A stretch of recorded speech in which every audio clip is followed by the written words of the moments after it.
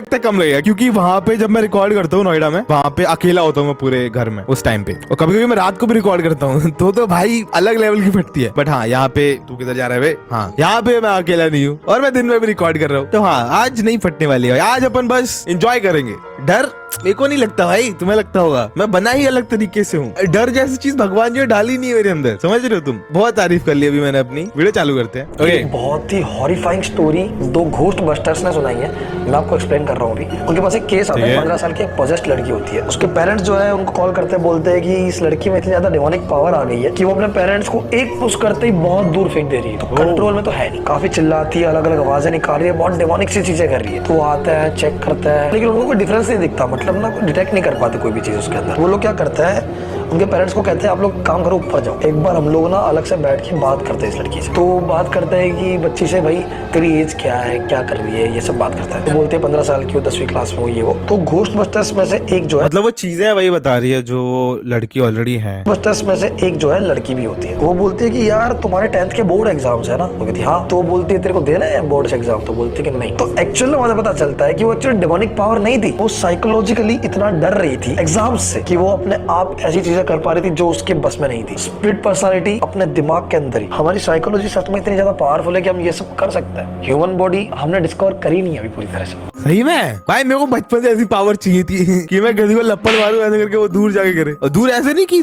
थोड़ा दूर ना, उड़ जाए भाई, वो दूसरे शहर में गिर रहा है। अब मुझे समझ आ गया, मुझे बस सोचना पड़ेगा कि मैं ऐसा कर सकता हूँ। सोचो मैंने किसी पे ट्राई किया ये यार, उसको कोई जवानी वो मुझे अलग कूट देगा। बट हाँ, बहुत सारी चीजें साइकोलॉजिकल होती हैं भाई। दिमाग बहुत ज्यादा क्या होता है, पावरफुल। हाँ, वर्ड नहीं मिल रहा था मुझे। अगर तुम गलती से भी ये 3 गलती करते हो तो तुम भी ब्लैक मैजिक के शिकार हो जाओगे। पहला, अगर तुम्हें कभी भी रास्ते पर कोई भी कपड़ा पड़ा हुआ दिखे तो गलती से भी उसके ऊपर पैर मत रखना। या अबे पैर यार, मुझे लगा था उठाने के लिए बोलेगा, उठाना नहीं है। पैर तो रख ही जाता है यार, कभी कभी गलती से रख जाता है, नहीं दिख रहा है तो उसको नांगना मत, क्योंकि उसके बाद जो तुम्हारे साथ होगा उसके जिम्मेदार सिर्फ और सिर्फ तुम होगे। दूसरा, अगर तुम्हें कोई भी अनजान व्यक्ति टेडी बियर या फिर डॉल देता है तो ये गलती तो नहीं से भाई, भी उसको मत लेना, क्योंकि ना, जैसे ना, तुम ना। उस डॉल को अपने घर में रखोगे तो उस दिन के बाद से तुम्हारे खराब दिन चालू हो जाए। ये तो नहीं लेता भाई मैं, अनलेस वो कोई लड़की ना दे रही हो। किसी लड़की ने दी भी नहीं है। इसीलिए कहते हैं कि कोई नया घर खरीदने से पहले उसके आसपास की जगह को किसी पंडित या प्रीस्ट से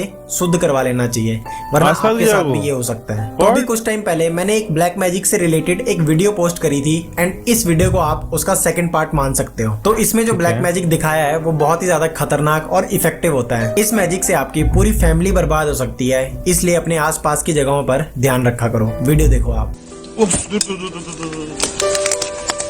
black magic to destroy family, क्या ये?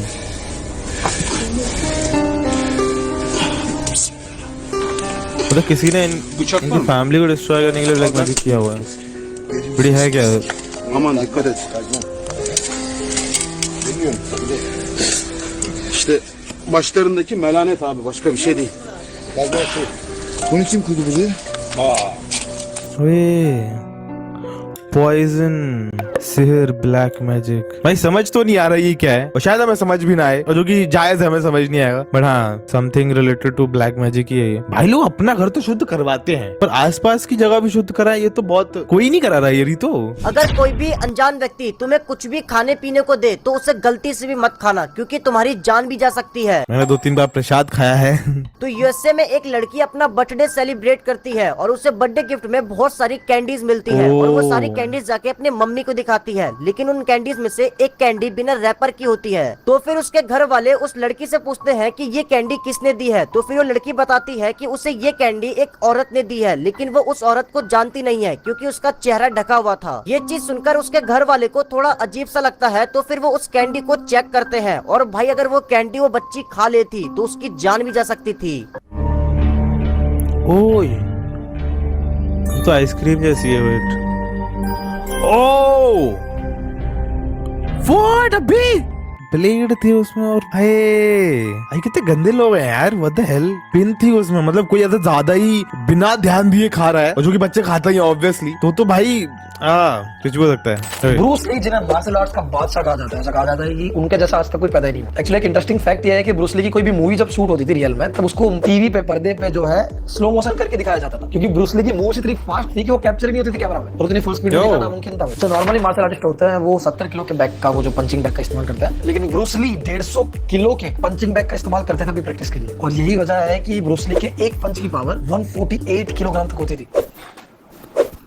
एक मुक्का मारा यहाँ से निकले पीछे से। बट ब्रूस ली बचपन से उतने ताकतवर नहीं थे, वो इतने कमजोर थे कि उन्हें गली मोहल्ले के बच्चे ही पीट के चले जाते थे, और इसी वजह से ब्रूस ली ने बाद में मार्शल आर्ट सीखा। ब्रूस ली के अंदर इतनी ताकत थी कि वो 1500 से ज्यादा पुशअप्स एक बार में मार लिया करते थे, क्योंकि हैरानी की बात यह है कि 1500 पुशअप्स 2 उंगली पे मार लेते थे। 10 मई 1973 को जब ब्रूस ली एंटर द, भाई नॉर्मल लोगों से ऐसे 10 पुशअप नहीं लगते दोनों हाथों से, 2 उंगली से। व्हाट? 10 मई 1973 को जब Bruce Lee Enter the Dragon movie की शूटिंग कर रहे थे, तब वो अचानक से धरती पे गिर गए, जिसके बाद उन्हें हॉस्पिटल ले जाया गया। तब पता चला कि उन्हें सेरेब्रल एडिमा नाम की एक बीमारी है। ठीक है, बाद में वो अपनी नई मूवी गेम ऑफ डेथ की शूटिंग करने वाले थे स्टार्ट, लेकिन 20 जुलाई 1973 को ब्रूस ली के सर में अचानक से बहुत दर्द होने लगा, और वो दर्द से राहत पाने के लिए उन्हें पेन किलर ली और वो सो गए, और फिर वो सोते ही रहे, उठे ही नहीं। व्हाट? ब्रूस ली की डेथ किस एज पे हुई थी? Let's see, Bruce Lee death age, let's see 32। भाई व्हाट, 32 साल पे डेथ हो गई यार। पता नहीं, मैंने नोटिस किया है क्या, ज्यादा ही जो इन्फ्लुएंशियल या फिर ज्यादा वैसे लोग होते नहीं जो अलग है बाकी सबसे, उनकी डेथ मोस्टली जल्दी हो जाती है। पता नहीं माइकल जैक्सन की कब हुई थी? Wait, Michael Jackson death age 50। वैसे 50 भी ठीक ही है, बट हाँ माइकल जैक्सन के हिसाब से 50 बहुत ही कम है, क्योंकि भाई नॉर्मली लोग जी लेते हैं यार बहुत ज्यादा। और होता है स्टीफन हॉकिंग चेक करते हैं। Stephen Hawking death as